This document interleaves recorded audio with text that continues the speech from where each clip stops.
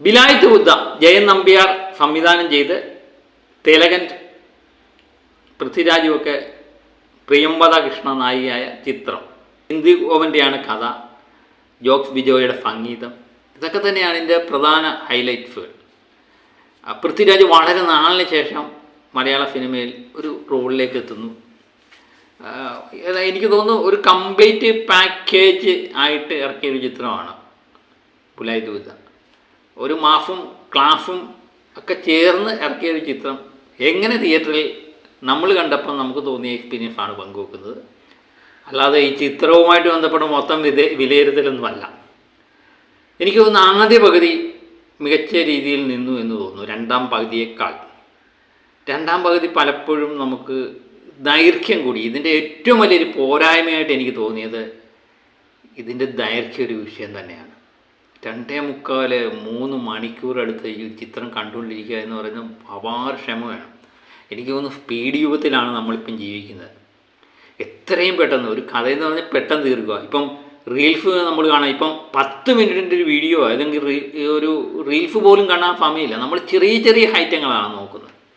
ആ സമയത്ത് ഈ 3 മണിക്കൂറൊക്കെ ദൈർഘ്യം കൂട്ടുന്നത്. ഇപ്പം കാന്തയും 3 മണിക്കൂറിനടുത്തുണ്ടായത്. അതൊക്കെ ദൈർഘ്യം ഒരു വലിയൊരു വിഷയം തന്നെയാണ് ചിത്രവുമായിട്ട് ബന്ധപ്പെട്ട്. അത് എത്ര നല്ല ചിത്രമാണെങ്കിലും നമ്മളെ ബോറടിപ്പിക്കാതെ കണ്ടിരിക്കാൻ എനിക്ക് തോന്നുന്നു ദൈർഘ്യം കുറയ്ക്കുന്ന നല്ലതായി. എനിക്ക് തോന്നുന്നു 2.25 മണിക്കൂറൊക്കെ ഈ ചിത്രം ആയിരുന്നുവെങ്കിൽ ഇതിലും മികച്ച പ്രതികരണം കിട്ടിയേനെ. അത് 100% ഉറപ്പാണ്. കാരണം ചില സീനുകളൊക്കെ ഉണ്ട്, പ്രത്യേകിച്ച് രണ്ടാം പകുതിയിലൊക്കെ ചില സീനുകൾ ആവർത്തിക്കുന്നതായിട്ടൊക്കെ തോന്നി. അതൊക്കെ വെട്ടിക്കുറച്ചിരുന്നെങ്കിൽ ഒരുപക്ഷെ ഇതിലും മികച്ച പ്രതികരണം ഈ ചിത്രത്തിന് ലഭിച്ചേനെ എന്ന് തോന്നുന്നു. പിന്നെ ഞാൻ പറഞ്ഞ ക്ലൈമാക്സ്, ഒരു ചിത്രത്തിൻ്റെ ഏറ്റവും അഭിവാജ്യമായ ഘടകം ക്ലൈമാക്സാണ്. ഈ ചിത്രത്തിൻ്റെ ടോട്ടൽ നമ്മൾ നോക്കുമ്പോൾ ക്ലൈമാക്സ് താഴെയാണ് എന്നാണ് എൻ്റെ ഒരു വിലയിരുത്തൽ. ഇതിലും മികച്ചൊരു ക്ലൈമാക്സ് ഇതിലുണ്ടാക്കാമായിരുന്നു എന്ന് എനിക്ക് തോന്നി. പിന്നെ അഭിനയം, നമ്മുടെ തിലകൻ്റെ മകൻ ഷിമ്മി തിലകനെ എന്ന് പറയും. പക്ഷേ സത്യം പറഞ്ഞാൽ തിലകൻ വന്ന് അഭിനയിക്കുകയാണ് തോന്നുന്നു. പല സീനുകളും തിലകനാണോ എന്ന് തോന്നിപ്പോകുന്ന അഭിനയം ഷിമ്മി കാഴ്ചവെച്ചത്.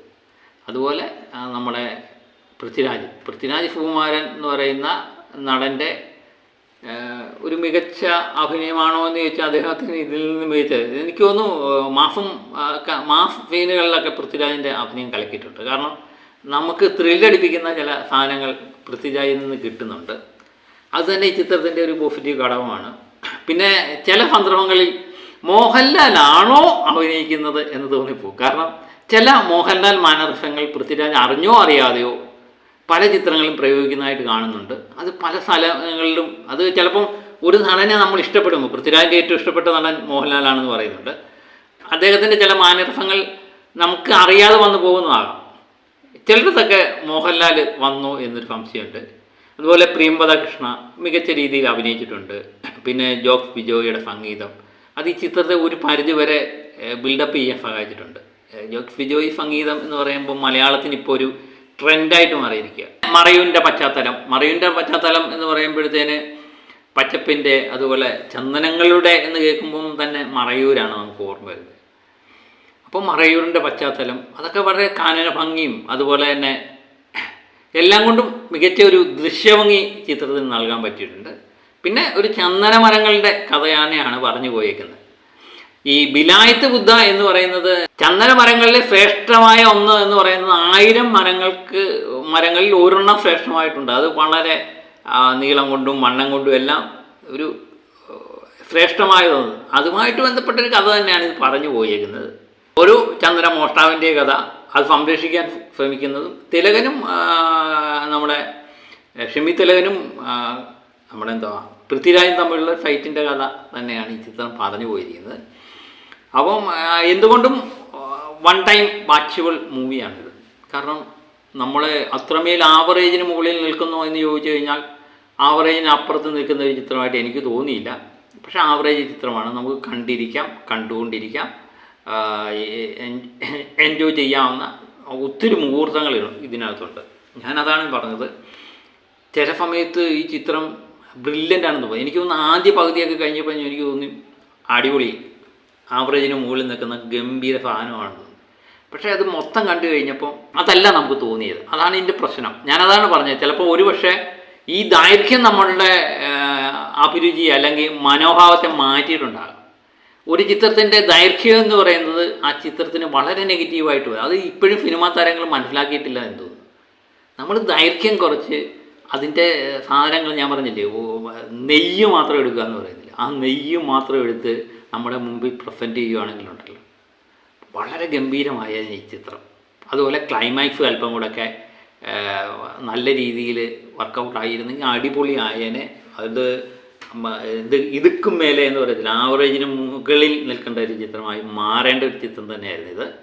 അതുപോലെ സച്ചി, അയ്യപ്പനും കോശിയുമായിട്ട്, അയ്യപ്പനും കോശി ഇഷ്ടപ്പെടുന്നവർക്ക് ഇഷ്ടപ്പെടുന്ന ഒരു കഥ തന്നെയാണിത്. പക്ഷേ ആ ലെവലിലൊന്നും എത്തിയിട്ടില്ല ചിത്രം. സച്ചി, അയ്യപ്പനും കോശിയുടെ സംവിധാനമായ സച്ചി സംവിധാനം ചെയ്ത ചിത്രമാണെന്ന് പറയുന്നുണ്ട്. അദ്ദേഹത്തിൻ്റെ ശിഷ്യനായ ജയൻ നമ്പ്യാരാണ്. പക്ഷേ ആദ്യ ചിത്രം തന്നെ അദ്ദേഹം മോശമാക്കിയില്ല എന്ന് 100% പറയാം. അദ്ദേഹത്തിന് അഭിമാനിക്കാം. പക്ഷേ ഞാൻ ഈ പറഞ്ഞതാണ് ഒരു ഘടകമായിട്ട് വന്നിരിക്കുന്നത്. ഇതിൻ്റെ ഏറ്റവും വലിയ നെഗറ്റീവ് ആകാൻ പോകുന്നത് ഇതിൻ്റെ ദൈർഘ്യം തന്നെയാണ്. അതൊരു പക്ഷേ എനിക്ക് തോന്നുന്നില്ല എല്ലാവരും പറയാൻ പോകുന്നത് അത് തന്നെയാകും എന്ന് തോന്നുന്നു. കാത്തിരിക്കാം ഇതിൻ്റെ അപ്ഡേറ്റും അതുപോലെ ഇതിൻ്റെ കളക്ഷനും ഒക്കെ അറിയാൻ വേണ്ടി. മികച്ച രീതിയിൽ കളക്ഷൻ നേടട്ടെ അല്ലേ, അതിനുവേണ്ടി നമുക്ക് കാത്തിരിക്കാം. പക്ഷേ ഇതിൻ്റെ വിജയപരാജയങ്ങൾ നിശ്ചയിക്കുന്നത് എനിക്ക് തോന്നുന്നു രണ്ടാമതൊരു ചിത്രം ഇറങ്ങിയിട്ടുണ്ട്, എക്കോ. അതിൻ്റെ അഭിപ്രായം കൊണ്ടൊക്കെ അറിഞ്ഞതിന് ശേഷം നമുക്ക് ഇതൊരു വൻ വിജയമാകുമോ ഇല്ലയോ എന്നുള്ളത് അറിയാം. പക്ഷേ അത് മികച്ച രീതിയിലുള്ള പ്രതികരണം നേടിയില്ലെങ്കിൽ ഇതൊരു പക്ഷേ നമ്മൾ പ്രതീക്ഷിക്കാത്ത വിജയം നേടാനുള്ള സാധ്യതയുണ്ട്. അതും മികച്ച പ്രതികരണം നേടുവാണെങ്കിൽ ഒരു ആവറേജ് ഹിറ്റ് അടിക്കുമായിരിക്കാം. പക്ഷേ ആവറേജിന് മുകളിൽ പോകാനുള്ള സാധ്യത ഞാൻ കാണുന്നില്ല. ഇതെൻ്റെ മാത്രം അഭിപ്രായമാണ്. നിങ്ങൾ തിയേറ്ററിൽ പോയി പടം കാണുക, അഭിപ്രായപ്പെടുക. ഈ തിയേറ്ററിൽ പോയി പടം കണ്ടവർ കമൻ്റ് ഇടുമല്ലോ.